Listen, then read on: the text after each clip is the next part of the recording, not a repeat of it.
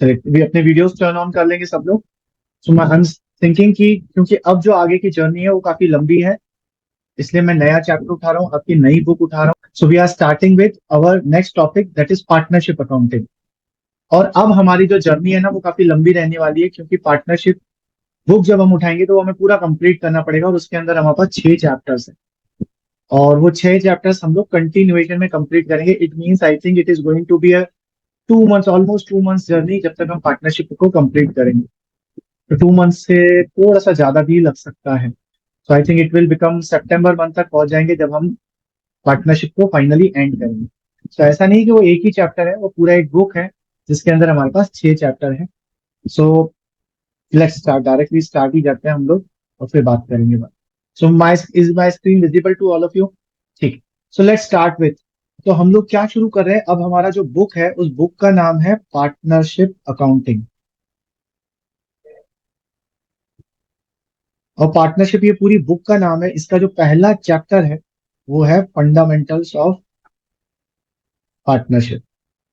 सो इस चैप्टर में हम लोग क्या सीखने वाले हैं, हम लोग पार्टनरशिप के बेसिक्स सीखने वाले हैं कि पार्टनरशिप होता क्या है, पार्टनरशिप के अंदर क्या होता है, उस अकाउंट से रिलेटेड क्या चीजें हैं, वो सारी चीजें अभी हम सीखेंगे। फिर पार्टनरशिप के आगे फिर और डिफरेंट चैप्टर है। सो इस चैप्टर में हम ये सीखेंगे कि बेसिकली पार्टनरशिप की अकाउंटिंग में क्या क्या किया जाता है। फिर एक लेवल आगे बढ़ेंगे, जब फिर नेक्स्ट चैप्टर जो होगा फिर हम उसमें देखेंगे एक नया पार्टनर ऐड होगा। फिर एक नेक्स्ट चैप्टर होगा जिसमें पार्टनर रिटायर होगा। फिर एक चैप्टर देखेंगे जब किसी पार्टनर की डेथ हो जाएगी। और फिर लास्ट चैप्टर देखेंगे जब हमारा पूरी तरीके से जो आपने पार्टनरशिप स्टार्ट करा था, तो जब पार्टनरशिप का बिजनेस बंद होता है तो बंद करते हो क्या ट्रीटमेंट होंगे। तो it is going to be a long journey from here now. So let's start with fundamentals of partnership. ठीक। सो इसके पहले जो हमने पढ़ा है 11th क्लास में, वो हमने पढ़ा था ऑल अबाउट सोल प्रोप्राइटर। ठीक। तो सोल प्रोप्राइटर बिजनेस करने के लिए कोई अलग से रूल नहीं होता है, कोई अलग से लॉ नहीं बना है। हमारे जो जनरल लॉज होते हैं वो सब सोल प्रोप्राइटर के ऊपर लगते हैं। लेकिन जैसे ही हम पार्टनरशिप में आ जाते हैं और पार्टनरशिप में एक से ज्यादा लोग आ जाते हैं तो लोचे लफड़े होने का टेंशन भी बढ़ जाता है। इसलिए क्या किया गया, इसके लिए एक अलग से लॉ बना दिया गया। क्या पार्टनरशिप से रिलेटेड जो भी प्रॉब्लम्स होंगी हम उस पर्टिकुलर लॉ के हिसाब से चलेंगे। उस लॉ का नाम क्या दिया गया, Indian partnership act 1932। Indian partnership act 1932। सो इस एक्ट में क्या लिखा हुआ है कि जब भी पार्टनरशिप से रिलेटेड कोई भी प्रॉब्लम होगी तो उन प्रॉब्लम के बीच में कैसे डीलिंग होगी वो हम सब हमें हमें सब इस पार्टनरशिप एक्ट में मिलेगा। लेकिन अभी मुझे प्रॉब्लम्स नहीं, अभी हमें प्रॉब्लम्स के बारे में नहीं जानना। अभी तो हमें सबसे पहले ये जानना है कि पार्टनरशिप में होता क्या है। और सबसे पहली चीज तो पार्टनरशिप होती क्या है। आप में से कोई मुझे बताएगा कि पार्टनरशिप बिजनेस क्या होता है, anything if you know? Sir, जब दो या ज्यादा लोग अपने सारे कैपिटल को इंक्लूड करके एक बिजनेस चलाते हैं, कैपिटल और ठीक है। एसेट्स को जोड़ते ठीक है। सो हम लोग इसको क्या करते हैं, आज की क्लास पूरी थियोरेटिकल क्लास रहने वाली है, और जो मैं आपको चीजें बता रहा हूँ वो इंपॉर्टेंट है, थ्योरी पढ़ना वो वाला जरूरी है। सो हमारा इंडियन पार्टनरशिप एक्ट का एक सेक्शन है, सेक्शन 4। इस सेक्शन 4 के अंदर डेफिनेशन दिया हुआ है पार्टनरशिप एक्ट का। और वो डेफिनेशन क्या बोलता है, बोलता है two or more person agree to share profits of business carried on by all or any one of them acting for all. ठीक है। अब आप बोलोगे सर ये आपको डेफिनेशन लिखवाने की क्या जरूरत थी, डायरेक्ट बता देते। देखो अगर आपको पार्टनरशिप को समझना है ना तो इस डेफिनेशन का एक एक वर्ड समझना पड़ेगा। सबसे पहला वर्ड यहाँ पर क्या लिखा है, टू और मोर पर्सन। सो जो फर्स्ट चीज ही हमें समझनी है वो क्या समझना है हमें, कि आखिर ये पर्सन क्या होता है। So first thing that we have to understand is person. तो पहले तो लाइन में ही लिखा हुआ है, हम लोग लिख लेते हैं मैक्सिमम और मिनिमम। मैक्सिमम कितने पर्सन होने चाहिए और मिनिमम कितने पर्सन होने चाहिए। सो डेफिनेशन में क्या बोल रहा है, टू और मोर पर्सन, तो मिनिमम पर्सन कितने होने चाहिए, 2। क्योंकि एक अकेला बंदा तो अपने साथ पार्टनरशिप कर नहीं सकता। ऐसा सिर्फ गुलजार के गानों में ही होता है कि मैं और मेरी तन्हाई, अक्सर ये बातें करते हैं तो क्या पता मैं और मेरी तन्हाई बिजनेस भी करने लगे। तो वो सिर्फ गुलजार के गानों में होता है। तो पार्टनरशिप करने के लिए हमें 2 पर्सन की जरूरत होती है। नो मैक्सिमम पर्सन की कितनी लिमिट है? मैक्सिमम पर्सन की लिमिट है हमारे पास 50%। अब देखिए आपको कंफ्यूजन भी हो सकता है जब आप कोई दूसरे सब्जेक्ट्स पढ़ोगे, तो कोई कोई बोलता है 100%। 100% लिमिट नहीं है, 100% पर्सन तक गवर्नमेंट के पास पावर है कि वो पार्टनरशिप के लिए 100% अलाउ कर सकती है। बट राइट नाउ सिर्फ 50% ही अलाउ किए हुए हैं, तो काट पीट के हमारे लिए मैक्सिमम लिमिट फॉर पार्टनरशिप कितना है? 50%। No confusion at all, 50%। ठीक है। तो अगर कोई आपको कंफ्यूज भी करे ना कि यार इधर 100 लिखा है 100 लिखा है, ना, 50% मतलब 50%। ठीक है। तो ये हो गया पर्सन। अब बात आती है मैक्सिमम और मिनिमम, तो पता चल गया, लेकिन ये पर्सन होता क्या है? Who all are included in person? आप बोलोगे सर पर्सन तो लोग होते हैं, हाँ लोग होते हैं, पर क्या सारे पर्सन पार्टनरशिप बिजनेस में आ सकते हैं? नहीं। तो हमको पर्सन की डेफिनेशन में क्या बोला कि पर्सन इंक्लूड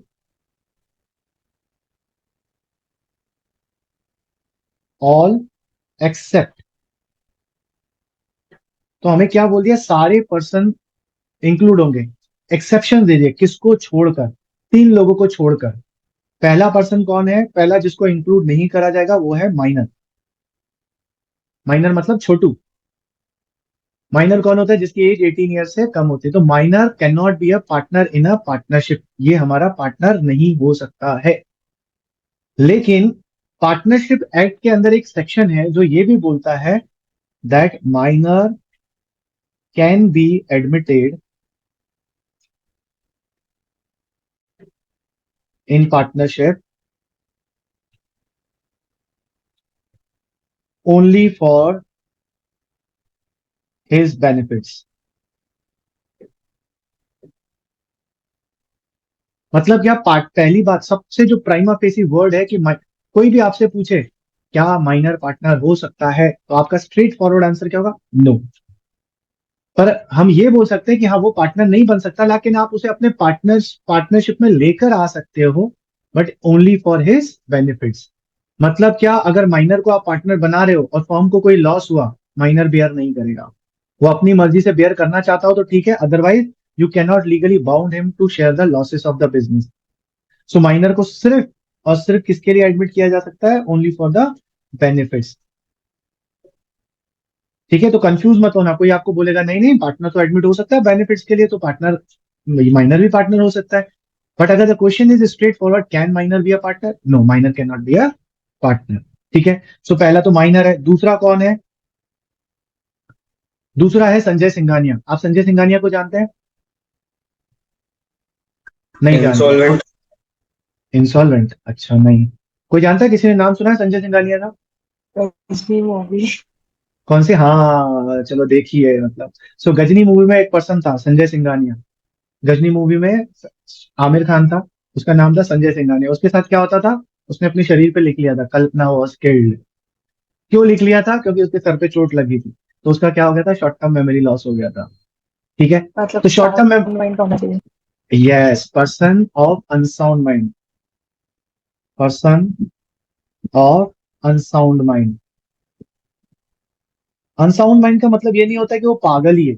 अगर कोई शॉर्ट टर्म पागल है वो भी पर्सन ऑफ अनसाउंड माइंड की कैटेगरी में आता है, तो आप उसको भी पार्टनर नहीं बना सकते।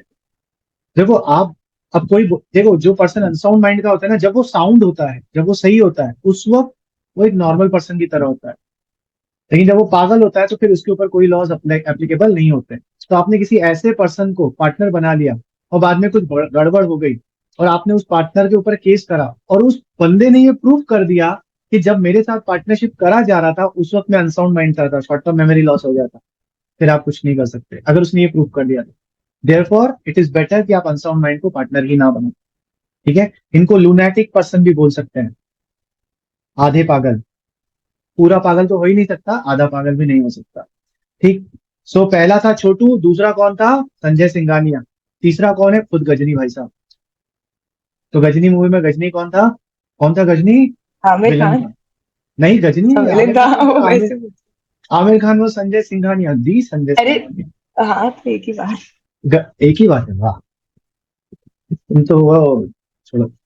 तो गजनी कौन था? विलन था। विलन कौन होते हैं? पर्सन, उनको हम लोग बोलते हैं अकाउंट्स की टर्म में person disqualified by law. Person disqualified by law कौन होते हैं? जो क्रिमिनल्स होते हैं जिनके ऊपर केस चल रहा होता है आईपीसी के अंडर में, इनके अलावा एक और पर्सन होता है which is disqualified by law and that are insolvent person, जो अभी कुशाग्र ने बोला था, insolvent person. So insolvent person के साथ आप कोई भी कॉन्ट्रैक्ट नहीं किया जा सकता है। अगर आपने किसी इंसॉल्वेंट पर्सन के साथ कोई कॉन्ट्रैक्ट किया और कुछ गड़बड़ हुई, तो जो पर्सन इंसॉल्वेंट था ना, उसके ऊपर कोई लाइबिलिटी नहीं आएगी, पूरी लाइबिलिटी आपके ऊपर आ जाएगी। ठीक है, इसलिए आप इंसॉल्वेंट पर्सन को भी पार्टनर नहीं बना सकते।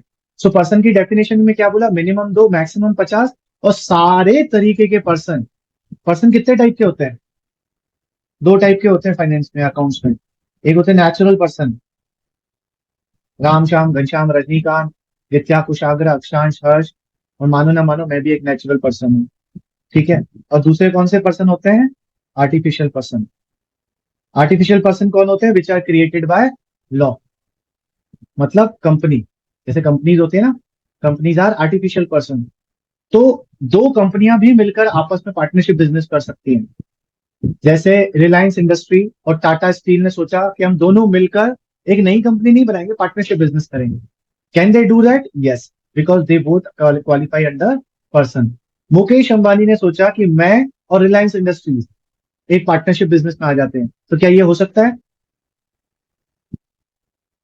यस हो सकता है, because Mukesh Ambani is a different person, Reliance Industries a different person. So कोई भी आ सकता है। 3 तरीके के लोग पार्टनरशिप बिजनेस को नहीं कर सकते, Chhotu, minor, person of unsound mind हमारा आमिर खान संजय सिंघानिया, और फिर पर्सन डिस्क्वालिफाइड बाय लॉ जो इंसॉल्वेंट हो चुका है। ठीक है, सो डेफिनेशन में क्या बोला था, पर्सन। नेक्स्ट वर्ड क्या लिखा हुआ है, एग्री। एग्री का मतलब क्या होता है, एग्री का मतलब है यहाँ पर एग्रीमेंट। सर जो पर्सन ऑफ अनसाउंड माइंड होता है वो सोल प्रोप्राइटर बन सकता है क्या? हाँ, वो अपना बिजनेस तो कर सकता है, लेकिन फिर दूसरे जनरल लॉज है जिसमें इंसॉल्वेंट पर्सन के ऊपर बहुत सारे रेस्ट्रिक्शन लगाए, तो एक्चुअली कायदे से उसके ऊपर बहुत ज्यादा रेस्ट्रिक्शंस होते हैं। ठीक है, क्योंकि इंसॉल्वेंट पर्सन किसी चीज के लिए लाइबल नहीं होता। देखिए मैं आपको एक सिंपल सी चीज बताता हूँ, सिर्फ कॉमन जनरल नॉलेज के लिए, it's not related to syllabus. जब कोई पर्सन इंसॉल्वेंट डिक्लेयर हो जाता है बाय लॉ, तो लॉ उसको डिक्लेयर करने के बाद एक पीरियड बोलती है, 1 साल 2 साल, depending on the case, person to person. वो 1 साल ब्लॉक पीरियड होता है, वो उस 1 साल तक इंसॉल्वेंट पर्सन माना जाता है, 1 साल 2 साल जो भी लॉ ने बोला। During that time that person can not do any contract with any person. तो अगर वो बिजनेस भी करेगा और आपने उसके साथ बिजनेस करा और उसने फिर से गड़बड़ करी, तो ही विल नॉट बी लाइबल। तो इसलिए बेटर है कि उसके साथ कोई बिजनेस ना करो। हाँ, वो किसी के अंदर जॉब कर सकता है, but he can not come into under a contract, business contract में नहीं आ सकता है। फिर जब वो उसका ब्लॉक पीरियड हट जाता है, 1 साल का 2 साल का, then he is treated as a normal person, then after that he can surely be a partner in the business. ठीक है, ओके। सो नेक्स्ट वर्ड क्या है, एग्री। और एग्री का मतलब क्या होता है, agreement. So there should be a agreement. आपने एक वर्ड सुना होगा, कॉन्ट्रैक्ट। क्या कॉन्ट्रैक्ट और एग्रीमेंट एक ही चीज होती है, क्या कॉन्ट्रैक्ट और एग्रीमेंट एक ही चीज होती है, यस और नो? नहीं क्या डिफरेंस होता है? सर, कॉन्ट्रैक्ट मतलब वो बाउंड रहता है उनके बीच में जो बातें हुई हैं वो करने के लिए, और एग्रीमेंट में मतलब कुछ क्लॉज हो सकता है कि मैं ऐसा करूंगा, पर लेकिन आपको मतलब उसमें Yes. कुछ बिजनेस से रिलेटेड बात नहीं होती, वो उसके कोई मतलब 2 लोग के बीच की बात होती है बस। हाँ, सो एग्रीमेंट एक जनरल टर्म है, और जब ये जनरल टर्म लीगली आ जाता है, आप ऑन पेपर ट्रांजेक्शन करते देते हो साइन वाइन करके लॉ के अंडर में, तो वो कॉन्ट्रैक्ट बन जाता है। सो एग्रीमेंट कुछ इस तरीके से, मैंने कुशाग्र को बोला, कुशाग्र कल मैच है, तू मेरी टीम से खेलेगा? कुशाग्र ने बोला ओके सर मैं खेलूंगा, तो हमारे बीच में एग्रीमेंट हो गया। ठीक है, मैंने एक लड़की को बोला मुझसे शादी करोगी, तो उसने बोला हाँ, मैंने बोला पागल, मैं तो पिक्चर का नाम ले रहा था। तो वो भी क्या हो गया, एक तरीके का एग्रीमेंट हो गया। ठीक है, तो एग्रीमेंट इज मीन्स जब 2 लोग आपस में किसी चीज पर एग्री हो जाए, दैट इज एग्रीमेंट। तो क्या एग्रीमेंट ओरली हो सकता है? मैंने आपको बोला और आपने एक्सेप्ट कर लिया, can agreement be a oral agreement? Yes sir, क्योंकि एग्रीमेंट में और कॉन्ट्रैक्ट में फर्क यही है कि एग्रीमेंट 2 लोग एग्री हो जाए, और कॉन्ट्रैक्ट में वो रिटर्न हो जाता है और लीगल हो जाता है। तो मैं ये अभी इतना डिटेल क्यों बोल रहा हूँ, क्योंकि पार्टनरशिप में कॉन्ट्रैक्ट नहीं लिखा है, पार्टनरशिप में वर्ड क्या लिखा हुआ है, एग्रीमेंट होता है। और आपका एग्रीमेंट ओरली भी हो सकता है, आपका एग्रीमेंट ओरली भी हो सकता है, और हमारा एग्रीमेंट रिटर्न फॉर्म में भी हो सकता है। ठीक है, ओरली भी हो सकता है, रिटर्न फॉर्म। और जब हम एग्रीमेंट को रिटर्न फॉर्म में कर देते हैं तो जो रिटर्न डॉक्यूमेंट होता है उस डॉक्यूमेंट को बोला जाता है, यार आज मैं गलत गलत स्पेलिंग क्यों लिख रहा हूँ, उस रिटर्न डॉक्यूमेंट को हम लोग क्या बोलते हैं, पार्टनरशिप डीड। ठीक है, सो कितना ऑफलाइन हो गई थी, मैं एक बार शॉर्ट में फिर बताता हूँ क्या बोल रहा था मैं, कि एग्रीमेंट का मतलब क्या होता है, when two person agree on something, और वो एग्रीमेंट के लिए written document is not compulsory. मैं अगर किसी पर्सन को बोलता हूँ यार मैं बिजनेस करना चाहता हूँ तेरे से, तू मेरे साथ बिजनेस करेगा, he agreed and we started doing business, can this be a partnership business? Yes, क्योंकि एग्रीमेंट हो गया है।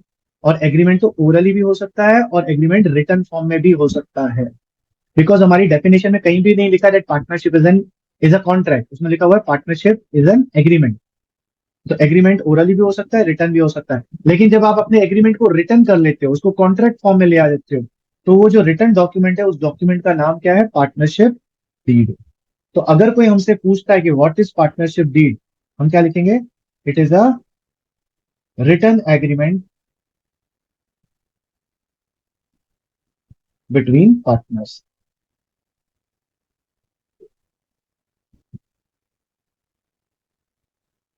ये समझ में आया? अगर आपको ये समझ में आया और अगर मैं आपसे एक क्वेश्चन पूछूं, does partnership deed is partnership deed is compulsory for partnership, तो आपका आंसर क्या होगा, नो। नो। यस और नो? नो। हम अपनी मर्जी से डीड बनाना चाहें, हम अपनी मर्जी से रिटर्न डॉक्यूमेंट बनाना चाहें तो बनाएंगे, otherwise there is no need of making an written agreement between partners. आपने आपस में बातचीत कर ली और बिजनेस कर ली स्टार्ट। अब इसके कुछ फायदे भी हैं, कुछ घाटे भी हैं। अगर आपने ओरली किया है और बाद में कुछ लोचा लफड़ा होता है तो फिर प्रॉब्लम्स आ सकती हैं, फिर वो कोर्ट में जाके केस सॉल्व होगा। पर इट इज ऑलवेज बेटर कि अगर आप रिटर्न रिटर्न बना लो तो कोई प्रॉब्लम ही नहीं होगा, कि जो लिखा हुआ है बस वही होगा, उसके अलावा कुछ नहीं होगा। Am I clear? So what is so partnership can be done orally. Partnership can be done in written form. That written document is known as partnership deed. And here we come to know that there is no compulsion on having a partnership deed for the business. It is voluntary. If we want, we will make the partnership deed. Otherwise, we will not make. Am I clear on this? ठीक है। सो partnership का अपना पहला definition word क्या था, person. दूसरा word था क्या, एग्री। तीसरा वर्ड क्या है, agree to share profits. So third condition जो है वो क्या है, शेयरिंग ऑफ प्रॉफिट्स। ठीक है। अब जैसे अक्षांश, विद्या और मैंने एक बिजनेस शुरू करा, या अक्षांश और विद्या ने सोचा कि यार एक कोचिंग बिजनेस डालते हैं हम लोग, है ना, तो अपना बिजनेस स्टार्ट कर दिया, पार्टनरशिप। बोला चलो यार बिजनेस तो चालू कर दिया, पैसे तो हमारे पास हैं, लेकिन पढ़ाना तो हमें आता नहीं है। हरीश सर से बात करते हैं, बहुत मस्त पढ़ाते हैं, एक नंबर, मतलब दुनिया में उनसे अच्छा कोई टीचर ही नहीं है। तो कोई और एडवर्टीजमेंट मेरी करे ना करे, मैं खुद ही कर देता हूँ। ठीक। तो उन्होंने बोला हरीश सर से अपन बातचीत करते हैं, तो ये दोनों मेरे पास आए, तो मैंने भाव खाना शुरू करे। मैंने बोला सुनो, मैं तुम्हारे साथ पार्टनरशिप करने के लिए रेडी हूँ, अगर प्रॉफिट हुए तो तीनों बांटेंगे इक्वली। तो इन्होंने बोला ओके सर, नो प्रॉब्लम, हम पैसा लगा रहे हैं, आप मेहनत करो, इक्वली प्रॉफिट बांटेंगे, कोई दिक्कत नहीं। मैंने बोला सुनो, इतने ज्यादा जज्बाती मत हो, अगर लॉस हुआ मैं शेयर नहीं करूंगा, तो तुम दोनों शेयर करोगे। तो क्या मैं पार्टनर कहला सकता हूँ? यस। क्यों? क्योंकि डेफिनेशन में कहीं पर भी नहीं। हाँ अक्षांश क्या बोल रहे थे? नहीं सर, वही बोल रहा था क्योंकि डेफिनेशन में लिखा ही नहीं कि लॉस का वो हिस्सा होगा, यस। सिर्फ प्रॉफिट यस। शेयर करते हैं। यस, तो डेफिनेशन में लॉस के बारे में कुछ लिखा नहीं हुआ है, किसके बारे में लिखा हुआ है, प्रॉफिट्स के बारे में लिखा हुआ है। तो प्रॉफिट शेयर कर सकते हैं, लॉसेस शेयर करना is not a compulsory condition. ठीक है। वो अपनी वो अब अगर आप एग्रीमेंट करके तीनों बोल रहे हो कि प्रॉफिट एंड लॉसेस एक साथ में एग्री करेंगे तो ठीक है, अदरवाइज नहीं करेंगे। ठीक है। अगर वो स्पेसिफिकली बोला I will not share the losses, okay no problem, he can validly be a partner. So first word था person, second word था agreement, third word था share of profit, and fourth word is what? Business. Fourth word is business. What do you mean by business? मैं एक example देता हूँ आपको। एक बार हर्ष और मैं घूमने जा रहे थे, तो हर्ष के पास बहुत पैसे हैं, अमीर आदमी है। तो हमको एक लैंड दिख गई।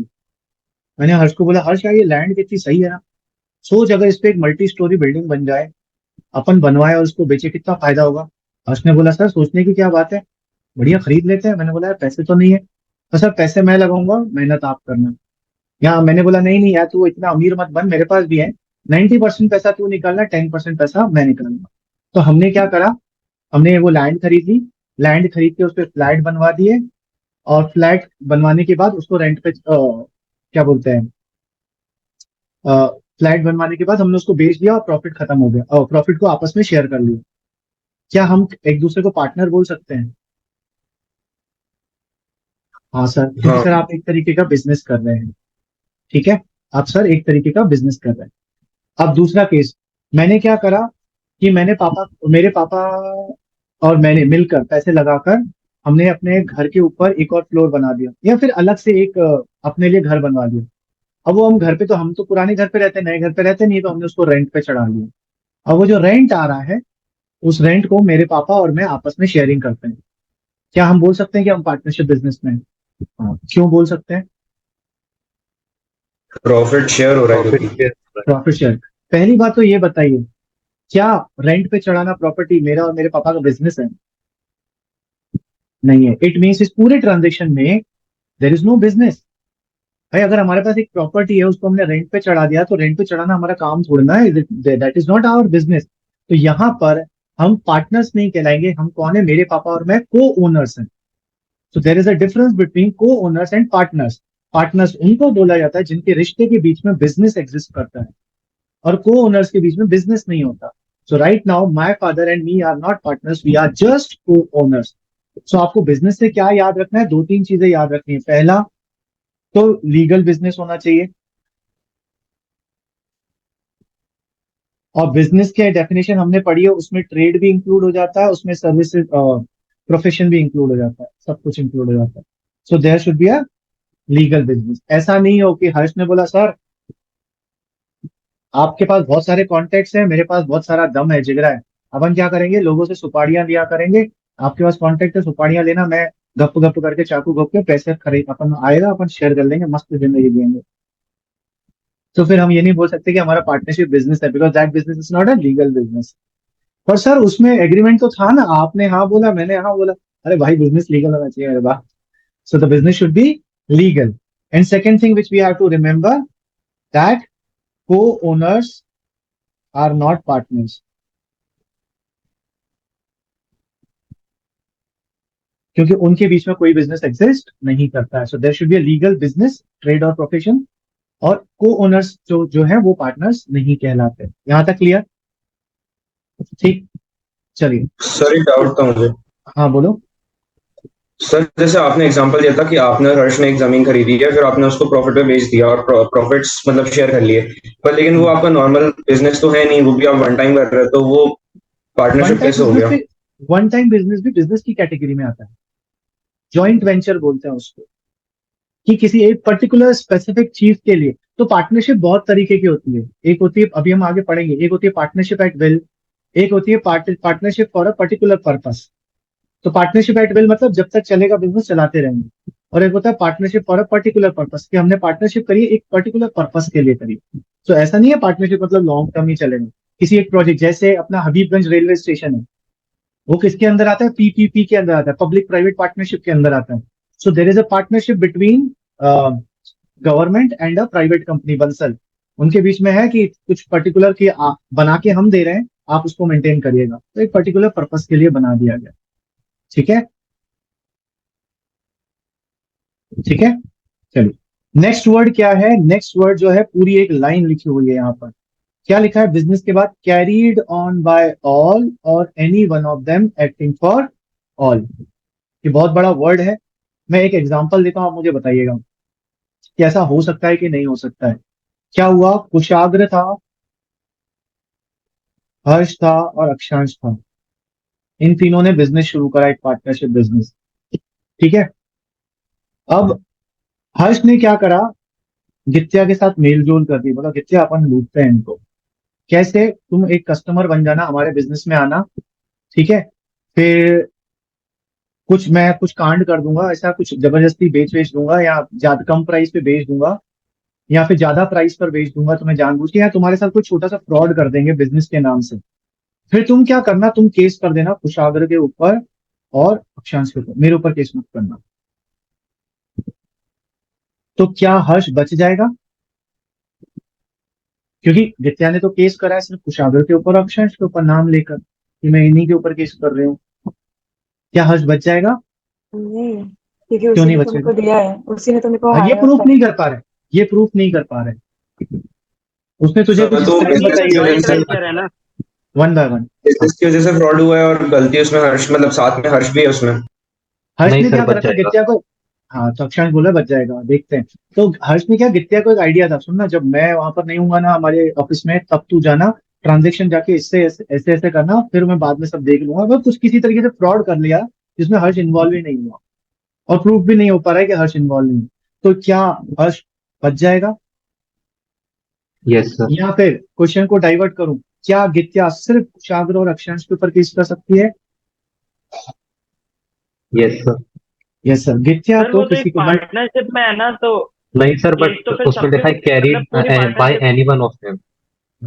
उस लाइन का मतलब क्या है? Carried on by all or any one of them acting for all, means चाहे सब लोग साथ में बिजनेस करें या सब लोग बैठे हुए सिर्फ एक ही बिजनेस कर रहा है, फिर भी लाइबल सब होंगे। इसका मतलब जो थर्ड पार्टी है, कस्टमर है, जैसे गित्या इस वाले केस में थी, शी इज अ कस्टमर, उसको कोई फर्क नहीं पड़ता, वो चाहे तो सिर्फ कुशाग्र पे केस कर सकती है, वो चाहे तो सिर्फ अक्षांश के ऊपर केस कर सकती है, वो चाहे तो पूरे फर्म के ऊपर भी केस कर सकती है। सो थर्ड पर्सन के लिए इस चीज से फर्क नहीं पड़ता है कि सारे लोग साथ में फ्रॉड किया है कि किसी एक ने फ्रॉड करा है। वो एक के फ्रॉड के कारण भी सबके ऊपर केस कर सकती है, या सबके फ्रॉड के कारण भी एक के ऊपर केस कर सकती है, थर्ड पार्टी के लिए, because carried on by all or any one of them acting for all. लेकिन अब इसने क्या करा, लेट मी कंप्लीट। कुशाग्र और अक्षांश ने, उन्होंने केस, ठीक है, पर ये कुशाग्र और अक्षांश दोनों बाद में मिलकर इसको पीट सकते हैं, क्योंकि लायबल तो सब होंगे। थर्ड पार्टी के लिए कोई फर्क नहीं पड़ता है, थर्ड पार्टी तो बोलेगा कि मुझे तो इसी पे शक है, मैं तो इसी के ऊपर केस कर रही हूँ। तो थर्ड पार्टी जैसे सिर्फ कुशाग्र के ऊपर केस करा, तो कुशाग्र ने तो कंपनसेशन दे दिया गित्या को। Now Kushagra has all the right कि ये जो उसका लॉस हुआ है वो बाकी दो पार्टनर से भी रिकवर कर ले, because carried on by all or any one of them acting for all the person will be liable, all the person will be liable. तो ये जो लास्ट लाइन लिखा है ना, इसको अगर सिंगल वर्ड में डिफाइन करना हो ना, इसको हम बोलते हैं म्यूचुअल एजेंसी। ये म्यूचुअल एजेंसी का मतलब क्या होता है कि जो पार्टनर होता है और जो दूसरा पार्टनर होता है, इनके बीच में कैसा रिलेशन होता है? इनके बीच में पार्टनर और एजेंट एंड प्रिंसिपल का रिलेशन होता है, एजेंट और प्रिंसिपल का रिलेशन होता है। एजेंट और प्रिंसिपल का रिलेशन क्या होता है? A principal is liable for the acts of agent. मतलब एक एजेंट, एक बंदा था, उसने अपना एजेंट रखा हुआ था, उस एजेंट ने अगर कुछ भी काम किया है, कुछ भी गड़बड़ करी है, प्रिंसिपल को भुगतना पड़ेगा। जैसे फॉर एग्जाम्पल, यहाँ पे गड़बड़ किसने करी थी? हर्ष ने करी थी, लेकिन भुगतना किसको पड़ेगा? बाकी सबको भुगतना पड़ेगा, because every partner is principal of other partner and also agent of other partner. So there exist a relationship of agent and principal between all the partners. और उनकी जो लायबिलिटी होती है, liability of a partner, liability of partners, वो कैसी liability होती है? Jointly and severally.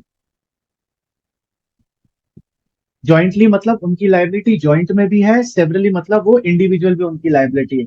Means if third person, a customer is sewing on one partner, तो उसको वो भुगतना पड़ेगा। हाँ, पर क्योंकि उनकी लायबिलिटी जॉइंटली भी है, तो वो बाद में बाकी पार्टनर से अपना कंपनसेशन मांग सकता है। सो हमको याद क्या रखना है? दो चीजें, there exist mutual agency between partner, that is their relationship is of agent and principal, and their liability is jointly and severally, मतलब वो अकेले भी लायबल है और साथ में भी लायबल है। Am I clear here? ठीक है, मतलब एक पर्सन कांड करेगा ना, सब फंसेंगे। मतलब अक्षांश और कुशाग्र ये नहीं बोल सकते यार ये कांड तो हर्ष ने किया, वाह हम क्यों लायबल हो। लॉ बोलेगा भैया पार्टनर हो, लायबिलिटी ज्वाइंटली और सेवरली होती है, सबको भुगतना पड़ेगा। So a third person either can sue on one person, और एक के कांड के कारण बाकी सब पर भी केस कर सकती है। Am I clear here? सो ये इंपॉर्टेंट फीचर्स हैं जो याद रखना है कि अगर आपको कभी भी डिफाइन करना हो ना कि पार्टनर्स होता क्या है, तो आप क्या बोलोगे? देखो, पार्टनर्स में पर्सन होने चाहिए, उनके बीच एग्रीमेंट होना चाहिए, शेयरिंग ऑफ प्रॉफिट्स होनी चाहिए, लीगल बिजनेस होना चाहिए और म्यूचुअल एजेंसी होना चाहिए। जब ये सारी चीजें होती है तब हम बोल सकते हैं कि दो पर्सन आपस में पार्टनर है। पर क्या सर, अगर कोई सिंगल ऐसा कैरेक्टरिस्टिक है जो बताए कि पार्टनर्स हैं, तो वो क्या है? Mutual agency. ये सबसे इंपॉर्टेंट फैक्टर होता है। म्यूचुअल एजेंसी का मतलब क्या होता है? आपको बाकी पार्टनर्स के एक्ट्स के कारण भुगतना ही पड़ेगा। लाइक फॉर एग्जांपल, अब अक्षांश और गित्या ने कोचिंग खोली थी, हमने एग्जांपल दिया था, मेरे पास आए थे, मैंने बोला सुनो, प्रॉफिट बराबर बांटेंगे, लॉस भी बराबर बांटेंगे, भाई सब बांटेगा। लेकिन अगर किसी ने केस किया ना हमारे इंस्टीट्यूट पर, I am out of that, और ये दोनों एग्री भी हो गए, can I be treated as a partner? No, no, because हमारे बीच में म्यूचुअल एजेंसी नहीं है। Because I am saying I am not liable. हमने एक कॉन्ट्रैक्ट कर लिया that Harish sir will not be liable for in any case. तो ये तो प्रिंसिपल और एजेंट का रिलेशन ही टूट गया। तो अब मेरे और आपके बीच में प्रिंसिपल और एजेंट का रिलेशन है ही नहीं। और म्यूचुअल एजेंसी सबसे इंपॉर्टेंट फैक्टर होता है पार्टनरशिप में। अगर एक कोई पर्सन बोला ना आई विल नॉट बी लाइबल, मैं काम करूंगा, प्रॉफिट एंड लॉस भी बांट लूंगा, बट थर्ड पर्सन को मैं लाइबल नहीं होंगे, तो भैया फिर आप पार्टनर नहीं हो, फिर आप एक लोन प्रोवाइडर की तरह हो गए या मैनेजर की तरह हो गए या वट एवर जो भी हो गए। ठीक है, you can not say yourself as a partner. So the most important, कोई भी पूछे what is the most important feature of being a partner, that is mutual agency. There should exist a relation of agent and principal between all the partners. Am I clear here? ठीक है। सो हमें partnership समझ में आ गया कि partnership होता क्या है। अब मैंने आपको एक चीज बताई थी, क्या बताया था? कि पार्टनरशिप हमारी ओरली भी हो सकती है और रिटर्न भी हो सकती है। अगर आपने अपना पार्टनरशिप रिटर्न किया है, दैट मीन्स आपने एक पार्टनरशिप डीड बनाया है, वेल एंड गुड है। लेकिन अगर आपने डीड नहीं बनाई है तो फिर भुगतना पड़ेगा, तो फिर प्रॉब्लम्स होंगी। और जब भी प्रॉब्लम्स होगी तो क्या करेंगे? फिर हम जाएंगे किसके पास? इंडियन पार्टनरशिप एक्ट 1932 के पास जाएंगे। उसमें जो लिखा हुआ है उसके हिसाब से हम लोग फिर उसका सॉल्यूशन मिलेगा। ठीक है। सो अभी हम लोग क्या पढ़ रहे हैं? अभी हम लोग समझने की कोशिश कर रहे हैं प्रोविजन। एक टॉपिक लिख लीजिए, provisions in case of absence of partnership deed.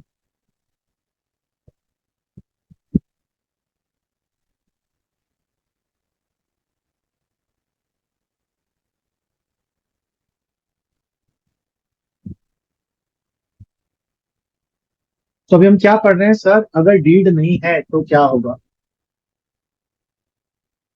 देखो, पहली बात तो ये समझ लो, अगर आपके बिजनेस के बीच में डीड है तो जो डीड में लिखा है वही माना जाएगा, फिर लॉ की भी नहीं मानी जाएगी। फॉर एग्जाम्पल, लॉ बोलता है कि पार्टनर्स को जो प्रॉफिट होगा या लॉस होगा उन्हें इक्वली बांटना चाहिए। ये कहाँ लिखा हुआ है? लॉ में लिखा हुआ है। लेकिन हमने डीड बनाई, हमने बोला नहीं, हम 3:2:1 के रेशो में बांटेंगे। तो लॉ की चलेगी कि हमारी चलेगी? हमारी चलेगी। ठीक है, क्योंकि हमारी पार्टनरशिप की डेफिनेशन का पहला वर्ड ही क्या है? Partnership is an agreement. So agreement supreme document होता है, जो एग्रीमेंट में लिखा हुआ है वो माना जाएगा। समझिए, कोई ऐसा चीज है, ऐसा टॉपिक है जिसमें लॉ में कुछ और लिखा हुआ है, लेकिन आप एग्रीमेंट में उसको चेंज कर दे रहे हो, तो जो आपने एग्रीमेंट किया है ना वही मान्य होगा, वही सर्वोपरि होगा, उसी को ही इंपॉर्टेंस ज्यादा दी जाएगी। पर अगर डीड नहीं है तो फिर किसको इंपॉर्टेंस दी जाएगी? फिर इंपॉर्टेंस दी जाएगी आपके पार्टनरशिप एक्ट को, लॉ को दिया जाएगा। ठीक है। तो अब हुआ क्या? अ, तीन पार्टनर हैं। कौन कौन है? अक्षांश, वित्या और हरीशर। और मैं थोड़ा भाव खा रहा था। ठीक है। तो हुआ क्या? हम लोगों ने, तीनों ने बोला profit and loss equally share करेंगे। अब सही कहानी चल रही थी, लेकिन एक दिन वित्या के दिमाग में झुरझुरी जाग गई और वो अक्षांश के साथ एक दिन मिली। तो यार अक्षांश, बात बता, मैंने बिजनेस में 10 लाख रुपए लगाए, तूने बिजनेस में 6 लाख रुपए लगाए, सर ने तो ठेंगा भी नहीं लगाया है, फिर भी प्रॉफिट एंड लॉस इक्वली बांट रहे हैं। तुझे नहीं लगता ये कुछ गड़बड़ हो रही है? कुछ करना चाहिए अपने। तो अक्षांश ने बोला यार तो सही है यार, कि सर ने तो कुछ भी पैसा नहीं लगाया फिर भी इक्वल। तो तुम लोग मेरे पास आए, हमने सोचा डिस्कशन करते हैं। तो विद्या ने बोला सर देखिए, उम्र आपकी ज्यादा है, उसके लिए रिस्पेक्ट करते हैं हम लोग, पर ये धंधे की बात है। एक हम लोगों ने ज्यादा पैसा लगाया, आपने कुछ पैसा नहीं लगाया, ऊपर से पढ़ाने आते हो 2 क्लास लेके चले जाते हो, उसके बाद भी आप इक्वल शेयर प्रॉफिट करते हो, ये तो गलत बात है सर। मैंने बोला नहीं, मैं तो 1:1:1, मैं नहीं जानता, 1:1:1 बात हो गई अपनी। सर पर आप खुद सोचिए ना सर, आप बच्चे समझ के लूट क्यों रहे हो? एक तो आपकी शक्ल अच्छी नहीं है, बात तो अच्छी कर लो सर थोड़ी सी, देखो फिर ड्यू रिस्पेक्ट बोल रहे हो सर, विद ड्यू रिस्पेक्ट। कि मैंने कितना पैसा लगाया सर? 10 लाख, पता है? देखा है कभी शक्ल देखी है 10 लाख की? नहीं देखी ना सर, 10 लाख लगाए। आपने तो कुछ भी नहीं लगाया, ऊपर से 2 घंटे पढ़ा रहे हो, थोड़ा तो समझो हम आपको प्रॉफिट दे रहे हैं, तो थोड़ा सा कम करो। मैंने बोला नहीं कम करूंगा, जो करना है कर लो। हो गई लड़ाइयाँ, लड़ाइयाँ हो गई तो अब अक्षांश भी मारने लगा मुझे, विद्या के नाखून है लड़कियों का, पूरा खून निकाल दिया। मैंने बोला एक काम करूं, चलते हैं कोर्ट में। तो हम कहाँ गए? हम गए लॉ के पास। कौन से लॉ के पास गए? इंडियन पार्टनरशिप एक्ट के पास। उस इंडियन पार्टनरशिप एक्ट के जंगल के अंदर एक बाबा बैठे हुए थे। उन बाबा का नाम क्या था? बाबा एफ। क्या नाम था? बाबा एफ। बाबा एफ से हमने पूछा तो ये गित्या तो गुस्से में चली रही थी। अक्षांश को पता था लड़कियां गुस्से में सब काम करवा ली, तो वो टेंशन फ्री था। तो वहां चली, मैंने बोला ये देखो, जो ये बाबा बोलेंगे ना हम वही करेंगे। तो गित्या ने बोला ओके। तो हम गए तो बाबा समाधि लगा के बैठे हुए थे, आंखें बंद करके। तो गित्या ने चिल्लाया, अरे बाबा सुन रहे हो कि नहीं सुन रहे हो? सुनो मेरी बात, इधर आए लड़ने, हम सॉल्व करो। बाबा अभी भी समाधि लगा के बैठे। मैंने बोला बेटा सब लोग हरी सर नहीं होते, बाबा है, प्यार से बात करो, ठीक है? तो इसने बोला, मैंने बोला तो सर कैसे बोलूं फिर मैं उसको? मैंने बोला बाबा ऐसे बोलो। अरे बाबा सुन रहे हो? मैंने बोला प्यार से बोलो बाबा। तो इसने भी फिर ठीक है, पैसे की बात है बाबा। बाबा ने आंखें खोली धीरे से। तो इसने कांड शुरू कर दिया, बाबा देखो 10 लाख 6 लाख, एक पैसा भी नहीं, 2 घंटे यूज करते हैं फिर भी इक्वलिटी काय की जाती है, बड़े होकर इतना नहीं समझते ये। बाबा शांत। बच्चा एक बात बताओ, क्या आपके बीच में डीड थी? बोले डीड, रिटर्न कॉन्ट्रैक्ट था। तो बाबा ने, इसने विद्या ने बोला नहीं सर कॉन्ट्रैक्ट तो, बाबा ये कॉन्ट्रैक्ट तो नहीं था। पर बाबा 10 लाख 6 लाख, भाई साहब से 2 घंटे काम करते हैं, डीड थी कि नहीं थी? नहीं थी। तो बेटा सब मोह माया है। तो अगर आपकी डीड नहीं है तो क्या करना पड़ेगा? चाहे प्रॉफिट हो चाहे लॉस हो, सब आपस में इक्वल, सब मोह माया है। तो क्या करो, इसको कैसे बांटो? इक्वली बांटो। पर बाबा, नो बाबा, only deed no deed, all are equal, हम सब भगवान के बच्चे हैं, अलग निरंजन इक्वली। अब गुस्सा आ गया, ठीक है। अब घर वापस आ गए। तो वैसे ही दिमाग खराब था एक अक्षांश और दिखता गया, सर ने लूट लिया हमको। तो अब अक्षांश के दिमाग में एक आइडिया है, विद्या सुन, प्रॉफिट एंड लॉस पे तो अपन निपट गए, पर एक बात सुन, तूने 10 लाख रुपए लगाया है, 6 लाख रुपए लगाए, तो हमने पैसा लगाया है, तो जैसे हम बैंक में पैसा लगाते हैं तो हमें इंटरेस्ट मिलता है ना, तो हमने बिजनेस में पैसा लगाया है तो हमें इंटरेस्ट मिलना चाहिए। बोला कौन सा इंटरेस्ट? Interest on capital. मिलना चाहिए कि नहीं मिलना चाहिए? हाँ यार ये तूने सही बात बोली अक्षांश, प्रॉफिट तो इक्वली हो गया, लेकिन ये तो सही है ना भाई, पैसा लगाए तो इंटरेस्ट तो मिलेगा। चलते हैं अब बाबा, देखते हैं बाबा क्या बोलते हैं। गए बाबा के पास, बाबा से बोला बाबा ऐसा 10 लाख प्रॉफिट नहीं चाहिए, सब मुंह माया है, हमने भी मान लिया, पर इंटरेस्ट तो मिलना चाहिए। बाबा ने बोला बेटा डीड है, बाबा पर पैसा लगा है, इंटरेस्ट तो मिलना ही चाहिए, तो कॉमन सेंस। डीड है, नहीं है ना, सब मुंह माया है बेटा। So sir there will be no interest on capital, किसी को कुछ नहीं मिलेगा, no interest on capital whatsoever. कोई कुछ भी कमेंट करे कि हमने ऐसा करा हमने वैसा करा, आपसे सिर्फ एक ही क्वेश्चन पूछना है, वेदर देयर इज डीड और not. If there is no deed, no interest on capital whatsoever is the case. ऐसे ही और भी लड़ाइयां होती रही। तो इंटरेस्ट ऑन कैपिटल के अलावा सैलरी के ऊपर लड़ाई भी हो गई। तो मैंने सोचा यही क्यों लड़ाई करे, मैं भी लड़ाई करता हूँ। मैंने बोला सुनो, तुम लोगों को शर्म नहीं आती है? कोचिंग खोल के बैठो, 1 मिनट नहीं बैठो, सारा दिन मैं पढ़ाता हूँ, बच्चों से फीस कलेक्ट करो, लाइटें बंद करो, सफाई करवाओ, मुझे सैलरी चाहिए। बोला सर प्रॉफिट मिल रहा है ना? नहीं प्रॉफिट तो ठीक है, वो इसलिए क्योंकि मैं पार्टनर हूँ और मैं एक्स्ट्रा काम भी कर रहा हूँ, सैलरी। लड़ाई हो गई, गए बाबा के पास, मैंने इस बार बाबा को बोला, बाबा ने मुझसे भी यही बोला, डीड है। मैं बोला बाबा नहीं है, पर मैं मेहनत कर रहा हूँ बाबा। बेटा सब मुंह में है, नो सैलरी। तो there will be no salary, there will be no bonus, there will be no commission to the partner, कुछ नहीं मिलेगा। और प्रॉफिट एंड लॉस इक्वली बटेगा। ऐसी एक और चीज भी होती है, interest on drawing. Interest on drawing, अब इसका ख्याल किसको आया था? इसका ख्याल आया था कुशाग्र को। ये देख रहा था हमारे बीच में लड़ाइयाँ हुई, तो इसने अक्षांश और विद्या को घर बुलाया था और बोला कि सुनो भाई, तुम लोग पागल हो तुम। एक तो सर ने कुछ पैसा लगाया नहीं है, और सर क्या करते हैं, रेगुलर ड्राइंग्स भी करते रहते हैं, बिजनेस का पैसा निकाल के पर्सनल यूज में कर रहे हैं। तो उनको बोलो आपके घर की जागीर थोड़ा ना, बिजनेस का पैसा यूज कर रहे हो, यूज करो पर इंटरेस्ट भी तो दो। तो इंटरेस्ट ऑन ड्राइंग दो। तो अक्षांश ने बोला भाई हाँ ये बात तो सही है। अगेन लड़ाइयाँ हुई, बाबा एफ के पास गए, बाबा ने बोला रीड है नहीं है ना, सब मोह माया है, नो इंटरेस्ट ऑन ड्राइंग, कुछ भी नहीं मिलेगा, सिर्फ एक ही काम होगा, प्रॉफिट एंड लॉस इक्वल बटेगा। अब ना, अब ना गित्तिया के सर के ऊपर से पानी बढ़ गया। अब बिल्कुल, अब तो ऐसे बाल नोचने लगे, बोले सर को तो अब छोड़ूंगी नहीं मैं, रुक जाओ। फिर इसको याद आया, क्या याद आया कि मैंने 10 लाख रुपए लगाया था, लेकिन बीच में कुछ प्रॉब्लम्स आई थी कोरोना के टाइम पर, तो अपने बिजनेस को और जरूरत थी पैसे की, तो मैंने बिजनेस को पैसा दिया था 5 लाख रुपीज एक्स्ट्रा, और मैंने बोला था इसे मेरी कैपिटल नहीं मानना, इसे लोन मानना, ये वापस करना, ये टेम्पररी पैसा दे रहे हूँ एज अ लोन। तो इसको समझ में आया यार, इंटरेस्ट ऑन कैपिटल तो नहीं मिला, लेकिन लोन, जैसे हम बैंक से लोन लेते तो बैंक बैंक एक एक्सटर्नल पार्टी होती है, तो मैंने भी लोन दिया, तो लोन कैपिटल के लिए तो मैं इंटरनल पार्टी हो गई, लेकिन लोन के लिए तो मैं एक्सटर्नल पार्टी हूँ, इसके ऊपर तो मुझे इंटरेस्ट चाहिए ही चाहिए। तो इस पे तो वो जिद पे चढ़ गई, इंटरेस्ट ऑन लोन। और इस बार ना वो अपने साथ एक बड़ा हथौड़ा लेकर चली, थौर वाला। चलते हैं बाबा के पास, अगर इसने कुछ नाटक किया ना तो अब तो भैया इसका लास्ट यही होगा, समाधि यही बनेगी भाई की। गए, लड़ाई हो गई। बाबा बाबा को इसने बोला बाबा देखो, हाथ में हथौड़ा था, दिखा दिखा के बोले बाबा ये पहले ना हथौड़ा देखो और मेरी बात सुनो, मैंने लोन दिया है, लोन एक्सटर्नल लाइबिलिटी होती है, इसके ऊपर तो मुझे मिलना चाहिए इंटरेस्ट, पहले हथौड़ा देखो फिर बोल रहा हूँ। और डीड नहीं है ये, मैं आपको पहले ही बता देती हूँ। और ये हथौड़ा देखो। बच्चे गुस्सा नहीं, शांत हो। क्या दिया तुमने? लोन दिया ना, सही तो बोल रही हो बेटा, तुम लोन एक्सटर्नल लाइबिलिटी थी, इसके ऊपर तो इंटरेस्ट मिलेगा।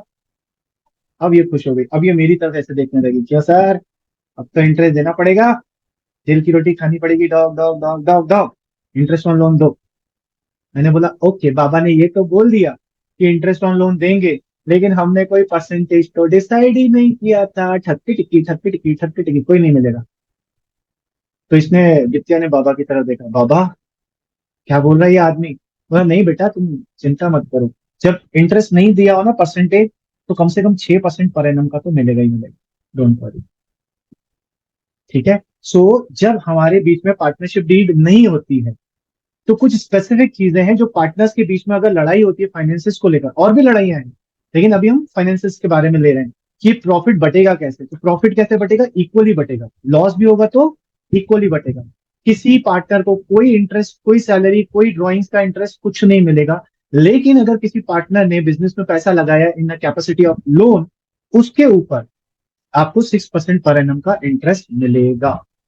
समझिए आपने डीड बनाया था, डीड बनाया था, deed you have made a deed, और उसमें आपने लिखा है 12%, तो 12% मिलेगा कि 6% मिलेगा? 12। 12%, क्योंकि डीड में लिख गया, मतलब वो हमारा डीड का वचन ही है शासन, जो उसमें लिखा है वही होगा। ये सब प्रोविजन कब लगेंगे? जब there is absence of partnership deed. तो क्या 5 चीजें याद रखेंगे?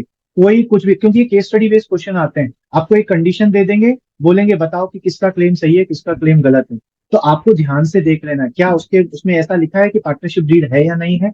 अगर पार्टनरशिप डीड है तो जो डीड में लिखा हुआ है वो अप्लाई होगा, और पार्टनरशिप डीड नहीं है तो जो प्रोविजन आपकी स्क्रीन के सामने दिख रहे हैं ये वाले प्रोविजन अप्लाई होंगे।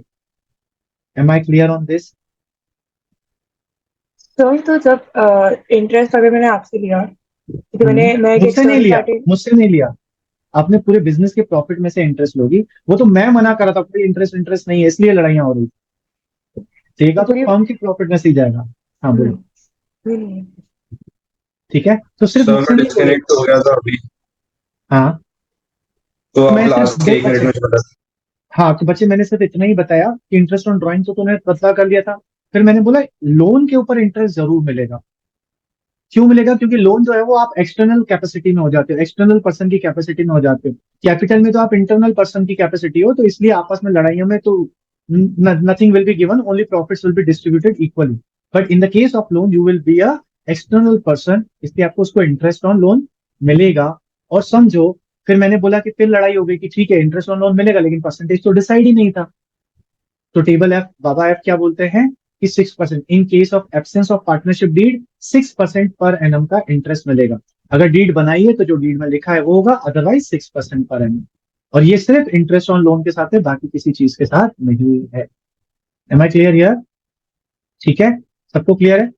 सो today was a theoretical class जिसमें मैंने आपको बेसिक्स बताए सिर्फ कि पार्टनरशिप होता क्या है, पार्टनरशिप के फीचर्स क्या होते हैं, कौन सी चीजें होती हैं जो पार्टनरशिप क्रिएट करती हैं, और जब पार्टनरशिप डीड नहीं होती है तो क्या प्रोविजन अप्लाई होते हैं। और ये जो मैंने आपको बाबा ऐप बताया ना, ये कोई बाबा नहीं है, ये टेबल ऐप है। जो लॉ है, लॉ के अंदर एक टेबल दिया हुआ है, उसका नाम है टेबल ऐप। उस टेबल ऐप में ये प्रोविजंस लिखे हुए हैं। ठीक है, तो टेबल ऐप ये हमें कहाँ दिया है? पार्टनरशिप एक्ट के अंदर दिया हुआ है। ये वाले प्रोविजन अप्लाई होते हैं when there is no partnership deed. Am I clear here? चलिए, अब आपको एक छोटा सा होमवर्क है, I will discuss with you. आपको लिखना नहीं है, आपको सिर्फ रीड करना है। क्या रीड करना है? राइट्स ऑफ पार्टनर्स, ये आपके बुक में लिखा हुआ है, एंड ड्यूटीज ऑफ पार्टनर। ये मैं डिटेल में डिस्कशन नहीं करूंगा, ये आपको रीड करना है। मैं सिर्फ एक शॉर्ट आपसे रिकैप लूंगा, आपसे ही पूछूंगा और उसके बेसिस पे शॉर्ट एक्सप्लेनेशन दूंगा, क्योंकि मैं अभी आपको इतनी चीजें ऑलरेडी समझा चुका हूं। व्हेन यू विल रीड दोस, आपको अपने आप समझ में आ जाएगा कि ये किस चीज से रिलेटेड बात हो रही है।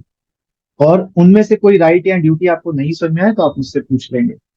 ठीक है, so today was a theoretical class, we will try कि नेक्स्ट क्लास हम लोग इसके प्रैक्टिकल पार्ट पर आ जाए।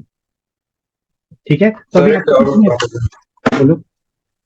सर जो म्यूचुअल एजेंसी वाला जो आपने बताया था कैरेक्टरिस्टिक, उसमें ये बताया था कि सबको साथ में लॉसेस और मतलब इनकर करने पड़ेंगे, और अगर कोई केस हुआ तो सब लायबल होंगे। पर लेकिन हाँ, अगर डीड में लिख दिया तो डीड में लिख दिया कि 3 पार्टनर्स है, उसमें से एक के क्लॉज में ये है कि वो लायबल नहीं होगा, तो तो फिर वो वो माना पार्टनर ही जाएगा नहीं है, सर? वो पार्टनर ही नहीं माना जाएगा। सर पर आपने बताया था कि डीड में जो लिखा होगा अगर वो लॉ के अगेंस्ट भी है तो माना जाएगा वो। हाँ, लेकिन डीड के ऊपर भी एक डेफिनेशन में क्या लिखा हुआ है? पार्टनर, देखो पार्टनरशिप को डिफाइन करा है तो वो कोई रूल नहीं है। Definition is not a rule. Definition तो एक्चुअली फर्स्ट थिंग है ना जो पार्टनरशिप को डिफाइन कर रही है। तो अगर आप डेफिनेशन से ही बाहर हो गए तो बाकी चीजें तो दूर की बात है। और डेफिनेशन में क्या बोला है? There should be a mutual agency. Mutual agency होगी तब तो आगे के रूल्स लगेंगे ना। ठीक है, तो पहले उस कैटेगरी में तो आ जाओ, तो पहले पार्टनरशिप की कैटेगरी में तो आ जाए। तो a person who is not sharing a relation of mutual agency, he will not be treated as a partner. फिर उसके ऊपर एक एक्सटर्नल पर्सन की तरह लॉज लगेंगे। ठीक है, well it's a good point, तुमने जो पकड़ा इट वॉज गुड कि सर आपने बोला था कि जो डीड में लिखा था वो होगा। बट डेफिनेशन तो फर्स्ट थिंग है, पहले हम उस कैटेगरी में आ जाए, देन फिर हम लॉस की बात करते हैं। ठीक है, ओके, तो इट मीन्स तुम ध्यान से सुन रहे थे, वेरी गुड। तो आज की class was totally theoretical class, I hope आपको समझ में आया होगा। और मैं ना इतना स्टोरी बनाकर आपको क्यों बता रहा था? मैं चाहता तो डायरेक्ट भी बता सकता था, क्योंकि डायरेक्ट बता देता ना तो आपको इफ्स एंड बट्स नहीं पता होते कि ऐसा क्यों हो रहा है, ऐसा क्या हुआ। अब क्या होगा ना, कोई केस स्टडी बेस्ड क्वेश्चन आएगा ना, आप जब उसको रीड करोगे ना तो आपको ये स्टोरी याद आएगी। ठीक है, सो दैट इज वाई कि मैंने इसको इतना स्ट्रेच किया। और दूसरी बात, मेरी ऑलरेडी आदत है कि मैं थोड़ा सा डीप में चला जाता हूँ, क्योंकि मैंने भी अपने टाइम पे ऐसे ही पढ़ा है। सभी सब्जेक्ट से प्यार होता है, और मेरे लिए अकाउंट्स इज लाइक, अगर वाइफ और अकाउंट्स की बात करूं तो मेरे लिए अकाउंट्स ऊपर है। Because what ever I am, because of this subject only guys. इस सब्जेक्ट ने मुझे बहुत कुछ दिया है, बहुत कुछ। इसने मुझे नाम दिया है, इसने मुझे पैसा दिया है, इसने मुझे जीने की वजह दी है। I was not a very brilliant student, शायद मैंने आप लोगों के साथ शेयर भी किया है। 10th class 58% board examination, 11th class failure in economics, overall aggregate was only 53%. But when I was in 12th class, I was class topper. When I have done my CA, I was all India 24th rank. All India rank, और वो भी 24th, not a छोटी बात नहीं है। और वो किस कारण? सिर्फ एक सब्जेक्ट के कारण है। सो ये सब्जेक्ट से प्यार हुआ, तो क्यों प्यार हुआ उसके पीछे भी लंबी स्टोरी है, आई am not going into that. पर इस सब्जेक्ट से प्यार हुआ तो वो बोलते हैं ना, एक डायलॉग है, जब तुम पसंद हो तो तुम्हारी हर पसंद पसंद है। तो मुझे ये सब्जेक्ट पसंद था, तो मुझे एक चीज तो समझ में आ गई कि सिर्फ एक सब्जेक्ट से बात नहीं बनेगी, अगर मुझे कुछ अच्छा करना है तो इसके साथ दूसरी चीजें भी पढ़नी पड़ेंगी। सो इन दिस वे कि मैं अकेडमिकली इतना स्ट्रांग हुआ। और बट यस, दिस सब्जेक्ट, और ये सब्जेक्ट जिससे भी आप पूछोगे ना, ये सब्जेक्ट ऐसा है जो आपका दूसरे सब्जेक्ट में भी इंटरेस्ट जगा देता है। So if you will go deeper into things, accounts मुझे क्यों पसंद है, बिकॉज बहुत कॉमन सेंस का सब्जेक्ट है। जैसे मैथ्स है ना, मैथ्स में रूल है कि ऐसा रूल है तो ऐसा होगा, पर यहाँ पर ऐसा नहीं, यहाँ पर हर चीज के पीछे लॉजिक है, और जब हम वो लॉजिक समझते हैं ना तो फिर हमें अकाउंट्स अच्छी लगने लगती है। ठीक है, तो बस मेरी उम्मीद यही रहती है पढ़ाते वक्त कि मेरा बच्चा अकाउंट सब्जेक्ट को सिर्फ इसलिए ना करे कि मुझे क्वेश्चन सॉल्व करना है। That should not be the intention of this subject, कि ये ऐसा क्यों हो रहा है, इसको कैसे प्रैक्टिकली अप्लाई किया जा सकता है। मेरा इंटेंशन ये रहता है पढ़ा, इसलिए मैं जब थ्योरी पढ़ाता हूँ, कोई कॉन्सेप्ट बताता हूँ तो बहुत डीपर इनटू दैट चले जाते हैं। ठीक है, चलिए आज के लिए इतना ही करें। Have a nice day guys. Hare Krishna.